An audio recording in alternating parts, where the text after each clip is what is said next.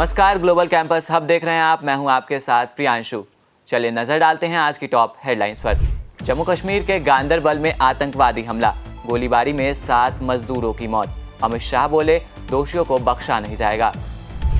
रोहिणी में बड़ा बम धमाका, एनआईए और एनएसजी जांच में जुटी। दिल्ली की कानून व्यवस्था पर गरमाई सियासत। माननीय प्रधानमंत्री मोदी रूस में ब्रिक्स शिखर सम्मेलन के लिए पहुंचे। वैश्विक विकास और सुरक्षा पर चर्चा के लिए महत्वपूर्ण बैठक।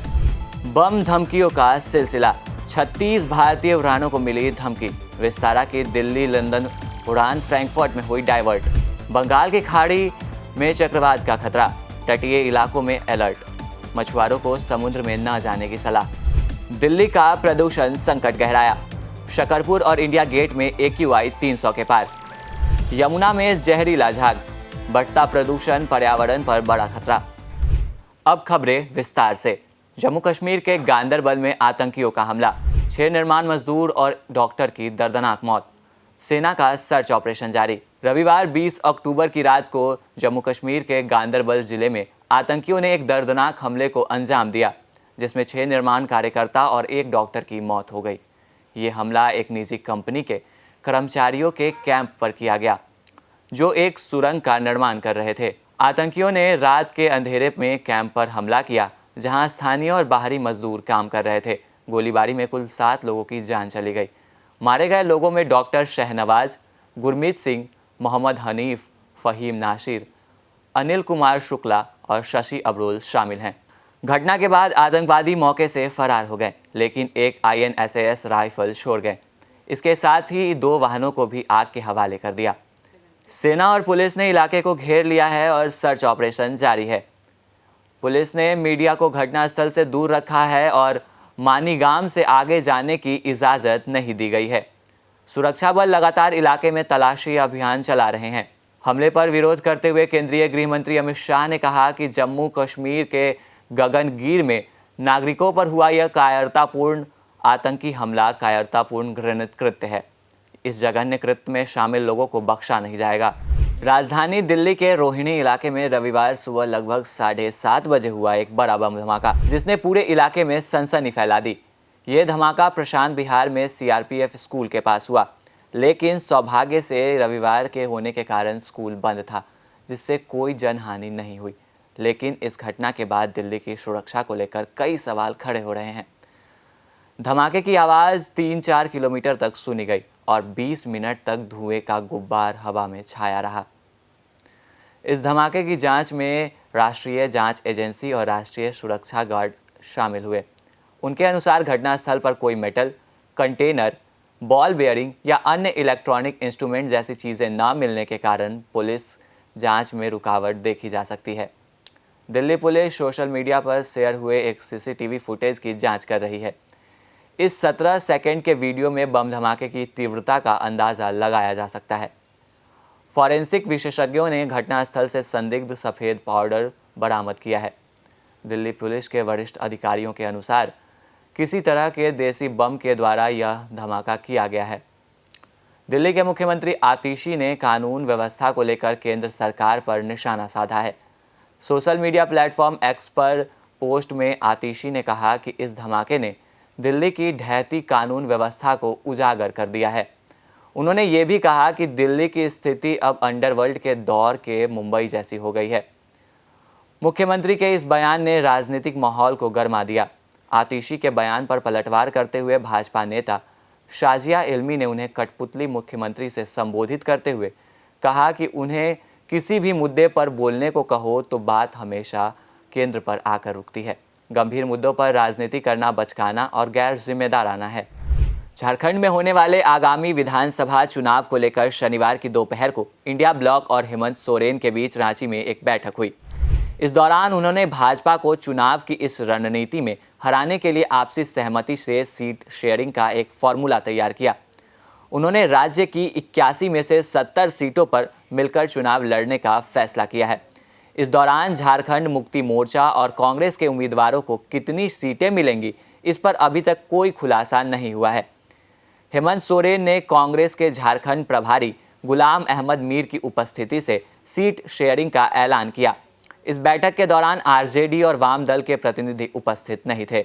चुनाव आयोग ने महाराष्ट्र और झारखंड में चुनावों की घोषणा कर दी है। जहां एक तरफ झारखंड में 2 चरणों पर चुनाव लड़े जाएंगे, वहीं दूसरी तरफ महाराष्ट्र में केवल 1 चरण पर चुनाव लड़े जाएंगे। इन चुनावों के नतीजे 29 नवंबर को आ जाएंगे। झारखंड में जेएमएम और कांग्रेस की मीटिंग के बाद 81 में से 70 सीटों पर लड़ने का उन्होंने फैसला किया है। इस पर हेमंत सोरेन का कहना है कि आरजेडी और सीपीआई लेनन से बातचीत के बाद ही ये बात साफ होगी कि जेएमएम और कांग्रेस किन किन सीटों पर चुनाव लड़ेगी। बैठक में लिए गए इस फैसले के बाद आरजेडी के कुछ नेता नाखुश नजर आए। इस पर अपनी प्रतिक्रिया देते हुए मनोज झा ने सोशल मीडिया प्लेटफॉर्म एक्स पर लिखते हुए कहा है कि उनका पूरा नेतृत्व नेता प्रतिपक्ष तेजस्वी यादव के आग्रह पर ही यहाँ आया है। उनके अनुसार पिछले बार वे 7 सीटों पर लड़े थे क्योंकि लालू जी का दिल बड़ा था। उनका पूरा मकसद केवल भाजपा को बाहर करना था और उनका लक्ष्य आज भी वही है। आइए गौर फरमाते हैं महाराष्ट्र की राजनीति पर। महाराष्ट्र विधानसभा चुनाव के लिए भाजपा ने उम्मीदवारों की सूची जारी कर दी है। पहली सूची में 99 उम्मीदवारों के नाम घोषित किए गए हैं। उप मुख्यमंत्री देवेंद्र फडणवीस नागपुर साउथ वेस्ट से, राज्य भाजपा प्रमुख चंद्रशेखर बावनकुले कामठी से चुनाव लड़ेंगे। महाराष्ट्र में महायुति गठबंधन की सरकार है। इसमें भाजपा के साथ एकनाथ शिंदे के नेतृत्व वाली शिवसेना और अजीत पवार के नेतृत्व वाली एनसीपी शामिल है। भाजपा राज्य की 288 विधानसभा सीटों में 158, शिवसेना को बंटवारे के तहत 70, अजीत पवार की एनसीपी को 50 सीटें देने की पेशकश की गई है। इसे लेकर अभी महायुति गठबंधन की ओर से कोई औपचारिक ऐलान नहीं किया गया है। महाराष्ट्र में 1 चरण में 20 नवंबर, झारखंड में 2 चरणों में 13 और 20 नवंबर को चुनाव समाप्त किए जाएंगे। 25 नवंबर को दोनों चुनावों की मतगणना की तारीख चुनाव आयोग के द्वारा तय की गई है। बंगाल की खाड़ी और उत्तर अंडमान सागर में बना निम्न दबाव का क्षेत्र अब तूफानी रूप ले चुका है। भारतीय मौसम विभाग के अनुसार यह 23 अक्टूबर तक एक चक्रवाती तूफान का रूप ले सकता है और 24 अक्टूबर तक उड़ीसा और पश्चिम बंगाल के तटों से टकराने की संभावना जताई जा रही है। मौसम विभाग का कहना है कि यह तूफान उड़ीसा और पश्चिम बंगाल के तटों पर भारी बारिश और तेज हवाएं लेकर आएगा। विशेष रूप से पुरी के आसपास के इलाकों में इसका प्रभाव ज़्यादा होने की संभावना जताई गई है। हालांकि तूफान के सटीक लैंडफॉल की जगह का अभी तक पता नहीं चल पाया है। राज्य सरकारों ने पहले से ही राहत कार्यों के लिए कमर कस ली है और समुद्र तटीय इलाकों में अलर्ट जारी कर दिया गया है। उपचुनावों की तारीखों का ऐलान होने के साथ ही पार्टियों ने उम्मीदवारों की घोषणा करने की शुरुआत कर दी है।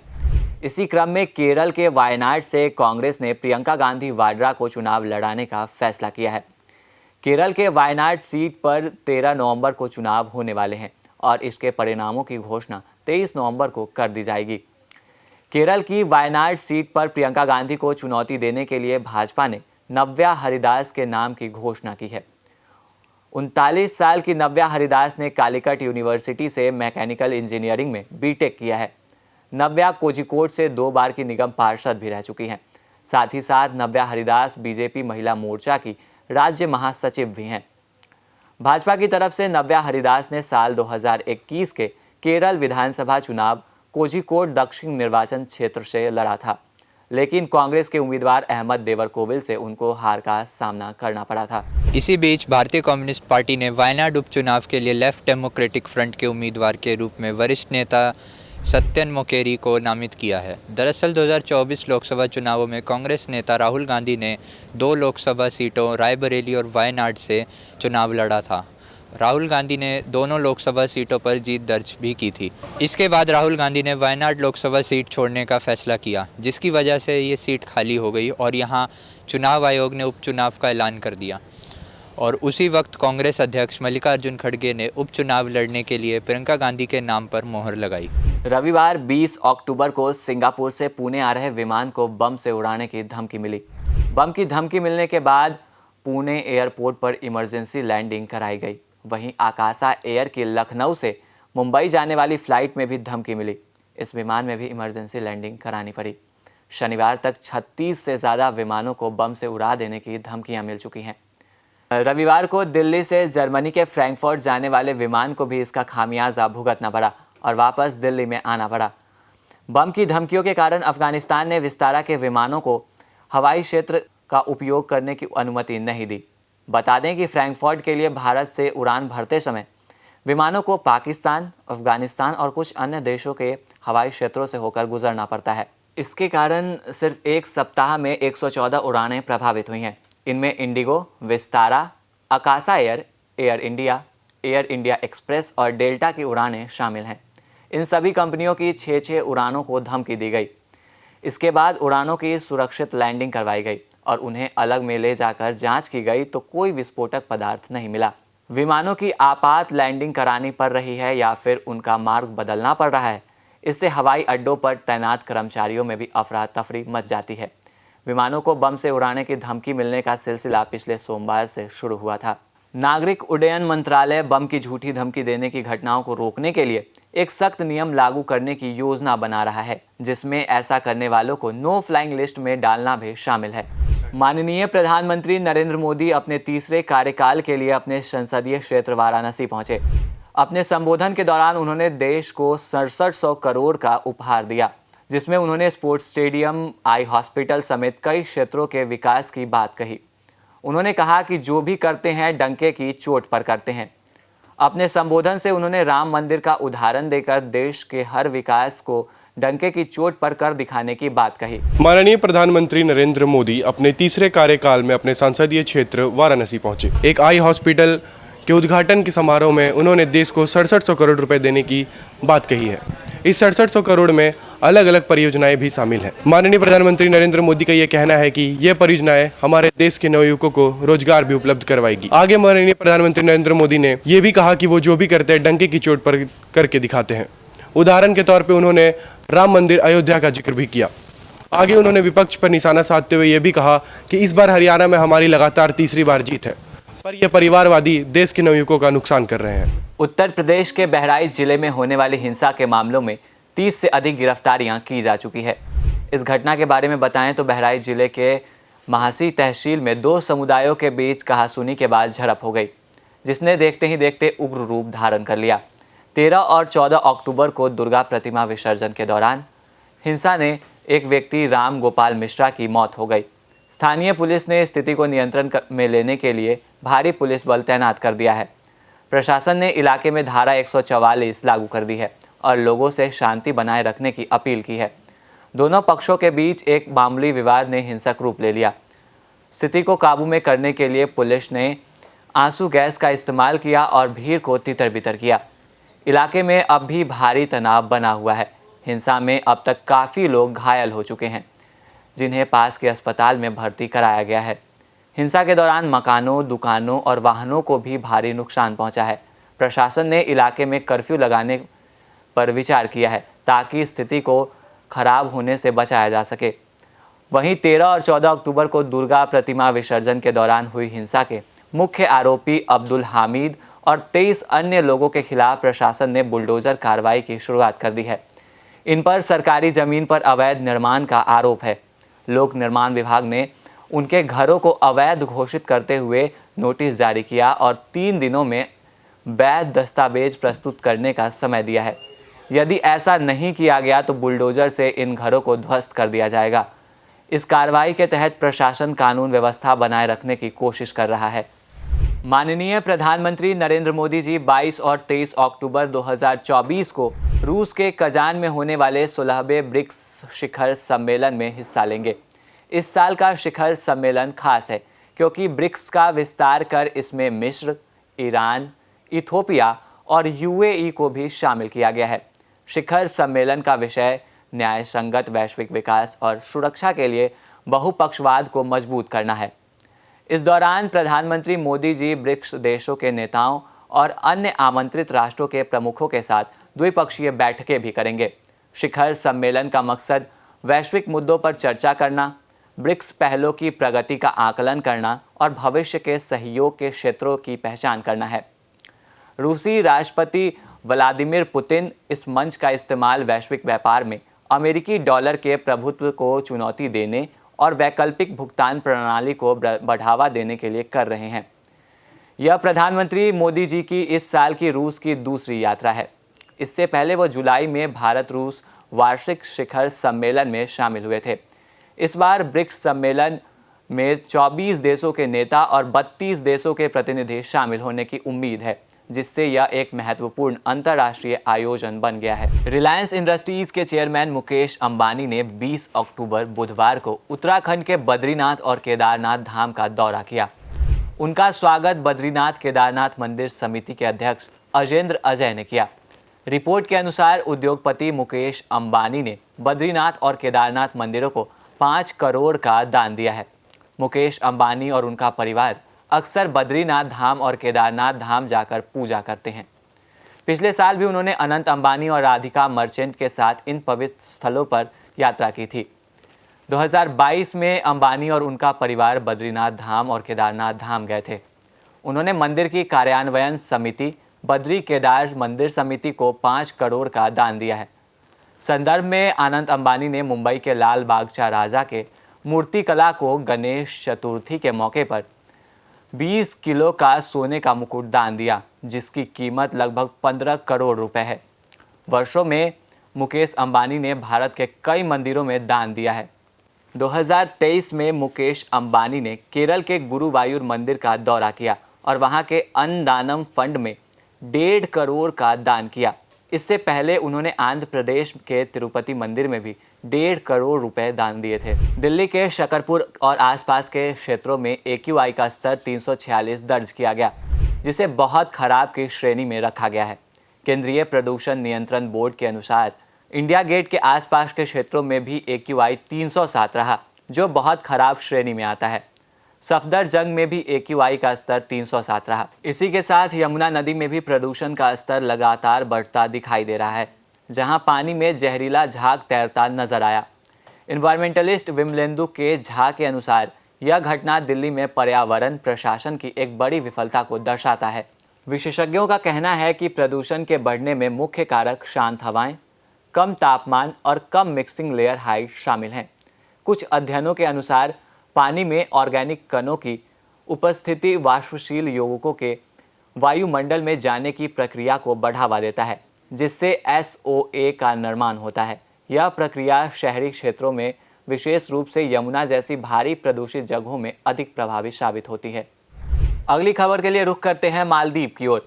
मालदीव के राष्ट्रपति मोहम्मद मुइज्जू ने रविवार को कैबिनेट की सिफारिश के बाद देश में यूनिफाइड पेमेंट इंटरफेस यानी UPI शुरू करने के लिए जरूरी दिशा निर्देश जारी कर दिए। राष्ट्रपति कार्यालय की ओर से जारी एक बयान में कहा गया है कि इस कदम से मालदीव की अर्थव्यवस्था को लाभ मिलने की उम्मीद है।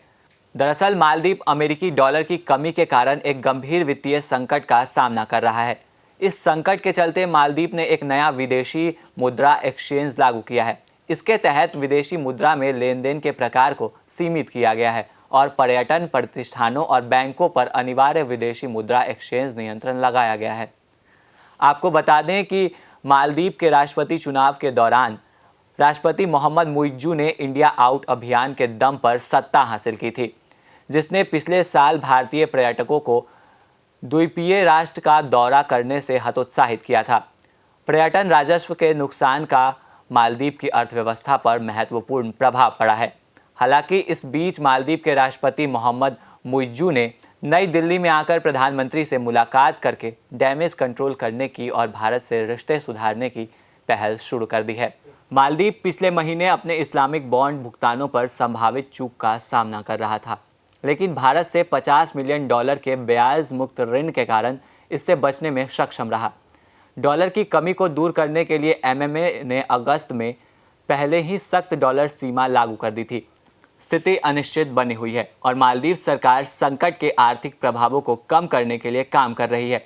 ऐसी स्थिति में भारत की तरफ से UPI सुविधा के साथ बेहतर फाइनेंशियल ट्रांजैक्शन और डिजिटल इंफ्रास्ट्रक्चर को लेकर मालदीव को मदद मिलेगी।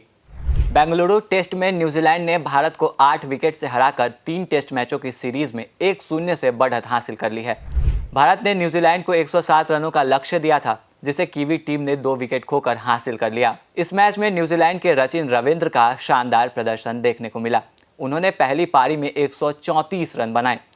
भारतीय टीम पहली पारी में केवल 46 रन बनाकर सिमट गई थी, जबकि न्यूजीलैंड ने अपनी पहली पारी में 402 रन बनाए थे, जिससे उन्हें 356 रनों की बढ़त हासिल हुई। दूसरी पारी में भारत ने वापसी की कोशिश की। सरफराज खान ने 150 रन, ऋषभ पंत ने 99 और विराट कोहली ने 70 रन की अहम पारियां खेली, लेकिन निचले क्रम के बल्लेबाज ज़्यादा योगदान नहीं दे सके, जिसके कारण भारतीय टीम 462 रन बनाकर ऑल आउट हो गई।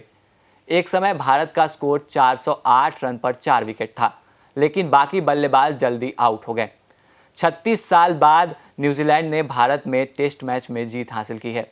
आखिरी बार उन्होंने 1988 में मुंबई में भारत को हराया था। गेंदबाजी में न्यूजीलैंड के मैट हेनरी और विलियम ओरुक का जलवा रहा। हेनरी ने इस मैच में 8 विकेट चटकाए, जबकि ओरुक ने 7 विकेट लिए। सचिन रविंद्र को उनके शानदार प्रदर्शन के लिए प्लेयर ऑफ द मैच चुना गया। अब सीरीज का दूसरा टेस्ट 24 अक्टूबर को पुणे में खेला जाएगा। आईसीसी महिला टी20 विश्व कप 2024 के फाइनल मुकाबले में न्यूजीलैंड ने दक्षिण अफ्रीका को 32 रनों से हराकर पहली बार विश्व चैंपियन का खिताब अपने नाम किया है। 20 अक्टूबर को दुबई में खेले गए इस फाइनल मैच में न्यूजीलैंड ने पहले बल्लेबाजी करते हुए दक्षिण अफ्रीका के लिए 158 रनों का बड़ा स्कोर खड़ा कर दिया, जो महिला टी20 में दूसरा सबसे बड़ा चेज टारगेट है। अमेलिया कर और ब्रूक हॉलिडे की शानदार पारियों के दम पर न्यूजीलैंड ने यह स्कोर बनाया। इस लक्ष्य का पीछा करते हुए दक्षिण अफ्रीका की टीम ने अच्छी शुरुआत की, लेकिन मध्यक्रम के लड़खड़ाने के कारण टीम 20 ओवर में 126 रनों के स्कोर पर ढेर हो गई।